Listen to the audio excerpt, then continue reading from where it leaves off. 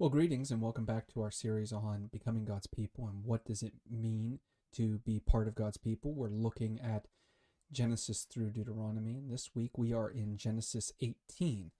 Um, for the reflection this week, I chose the second half of Genesis 18, which is Jethro's advice to Moses to appoint judges. And what I think that entails, I think it goes a little bit beyond appointing judges, or at least the implication goes further than simply Moses needed judicial help and set up some sort of appellate court system.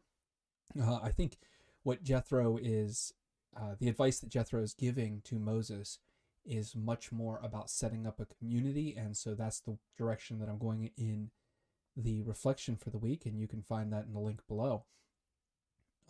But for this video, I kind of want to talk about the first half of Exodus 18 and get into a little bit of the background for some of this.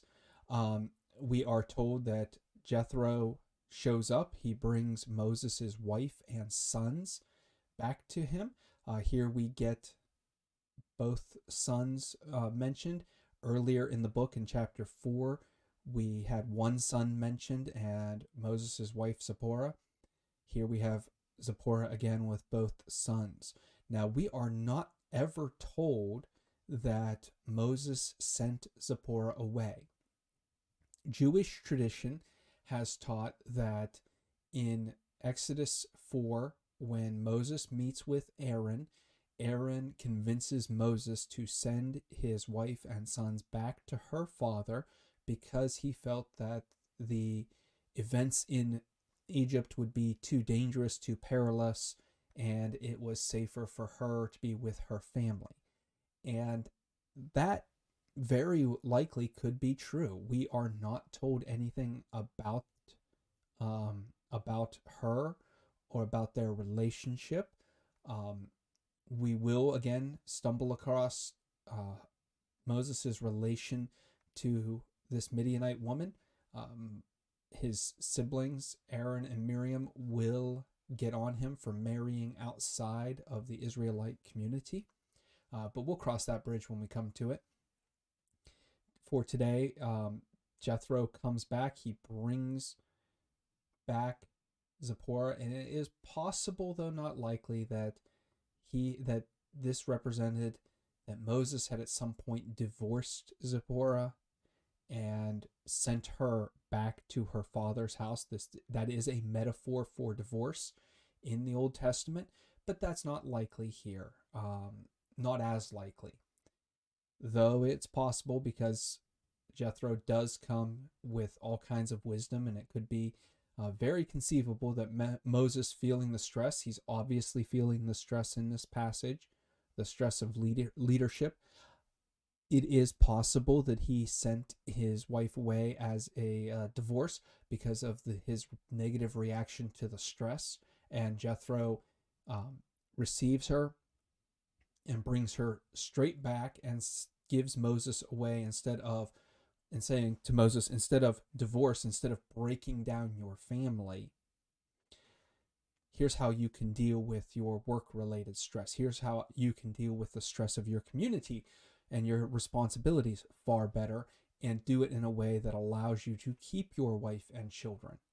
That's possible, but not likely. That we don't get a picture of stress-related divorce in the Old Testament. We get a picture more of divorce for a variety of other reasons, but we don't see this same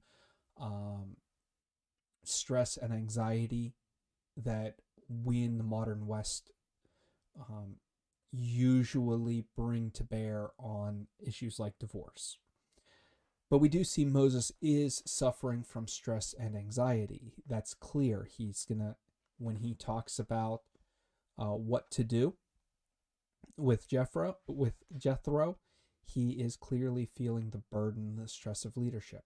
And we should notice that this passage is probably not in chronological alignment. And this is a good place to notice this. Verse 20 indicates that Moses has already been given some of the law, some of the covenant, some of the societal, organizational instructions from God, because he is supposed to teach them to his subordinates. Now, given that, given the fact that Moses is supposed to teach the instructions to his subordinates, it presupposes that they've already been to Sinai. Now, if that's the case, which it is likely that this is not written in chronological order, we have to ask why. We, in the modern world, are not used to writing a historical narrative that is not in chronological order. We, in the modern world, if we were going to write a book that is meant to sound like a historical narrative, or meant to be a historical narrative, we would write it in chronological order. And if for some reason we did not write it in chronological order, we would make sure to identify that with the readers and let the readers know why we chose to amend the order. Exodus does not do that, but it seems likely. So why is it that they put this section here as opposed to where it belongs after Sinai? The reason seems to be that it follows on the heels of the story of the Amalekites. And what we are seeing is this juxtaposition between the Amalekites and Jethro. Both were relatively closely related to the Israelites. Both of them had connections to ancestors of the Israelites. Jethro was a Midianite, a Kenite. He is descended from Abraham, just like the Amalekites are descended from Abraham through Esau. So he has this family bond. He has this close connection. But the Amalekites come for evil purposes. They come to show hatred. They come to show violence and to try to destroy Israel, where Jethro comes to bring peace, to restore marriage, to improve society and community. And I think that there is some, and I'm not the only one, a lot of commentators point this out, that there are some strong, there's some opposition, there's some strong opposition between the Amalekites and Jethro. And both of them being outsiders, it's not coincidental that the author put this story here so that he could show the readers that not every tribe outside of Israel, not all of these peoples are evil and bad. Not all of them want to harass you and harm you. Some of them are going to be very helpful.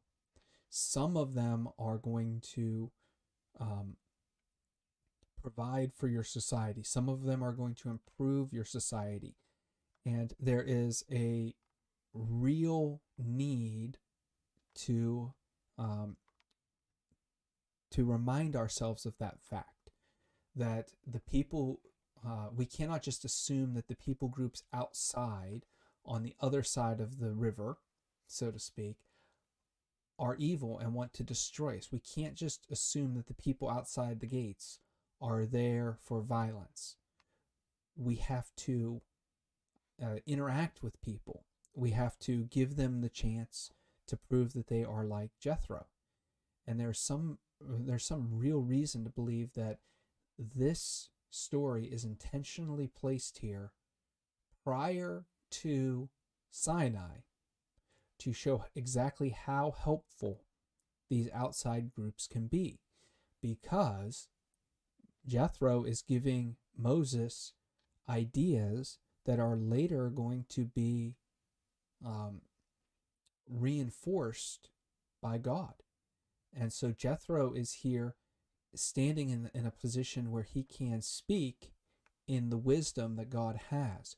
That's just an important reminder for us that sometimes we can think that we are the only insiders and we're the only good people, and everybody outside of us is trying to be violent and overthrow us. But in reality, no, we are surrounded by a wide range of people.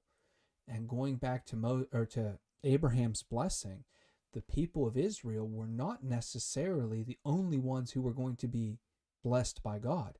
They were the primary ones to be blessed, but their blessing was there in part to bless others. They were supposed to be the group that blessed others by their own work. So it's not even a matter of whether or not Jethro can be blessed by God and can be part of the community. It's Jethro is a man who's showing wisdom the same way God does and is giving good advice and needs to be accepted by the community and incorporated within the community to some extent and listened to and respected because he's giving sound advice and he can be blessed by the people of Israel. He can receive God's blessing. He can receive part of God, even if he is not necessarily part of that covenant that is going to be made in a couple of chapters. So this becomes an important bridge for us, that it reminds us that people on the outside are not necessarily evil. There are good people on the outside who have ideas that really reinforce God's ideal. There is some natural wisdom that God just graciously gives to the world, and we need to be ready to accept it. It also shows us that the ideas of family and community are important, and that sometimes we can learn from people who might not be part of our own community, part of our own niche. So I hope that helps you. I hope that blesses you. As always, if you have questions or comments, please don't hesitate to let me know. Please don't hesitate to ask. You can drop them in the comment sections. Get a hold of me in a lot of different ways.